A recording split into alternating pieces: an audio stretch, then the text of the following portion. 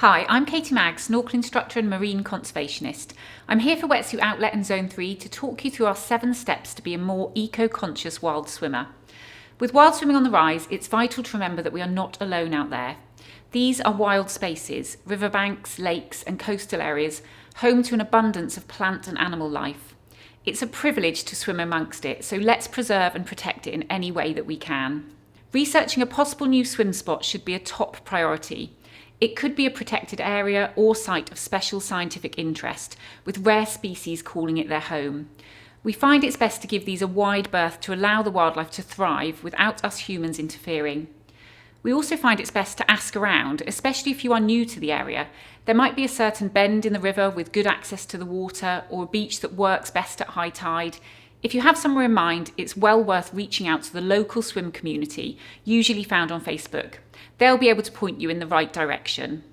As a water sports retailer, we're in the unique position between brand and consumer, where we can support brands such as ZONE3 that are investing in natural rubber, whilst also providing our community with the tools and knowledge to get the most out of their wetsuits. At Wetsuit Outlet, we want to be part of this positive change. For the eco-conscious wild swimmer, Zone3 have stepped up to provide high-quality gear with a lesser impact on our planet.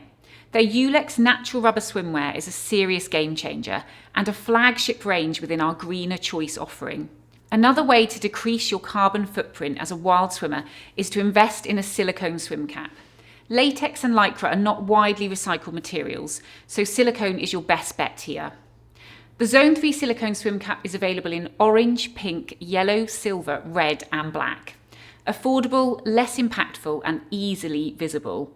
All good things in our book.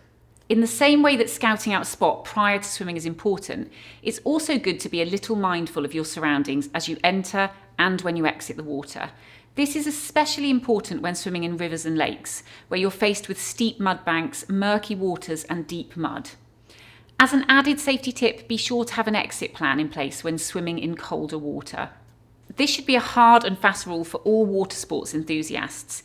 Even better is that you leave a swim spot in a better state than when you found it. Getting into the habit of a quick litter pick when out and about is a great way to do this. We found that the Zone3 on-the-go swim safety boy and dry bag donut can double as a floating rubbish caddy where you can collect any wrappers or debris you find in the water.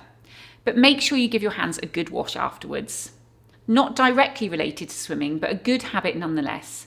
Who doesn't love a hot beverage after a cold swim? So a reusable coffee cup or thermos flask are great additions to your swim bag. Don't forget a large water bottle too as well to keep you really hydrated.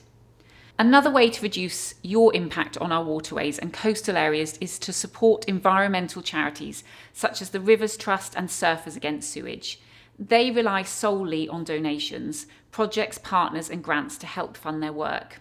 If money is tight at the moment, you can still get involved by volunteering, fundraising or educating others on the importance of marine and river conservation.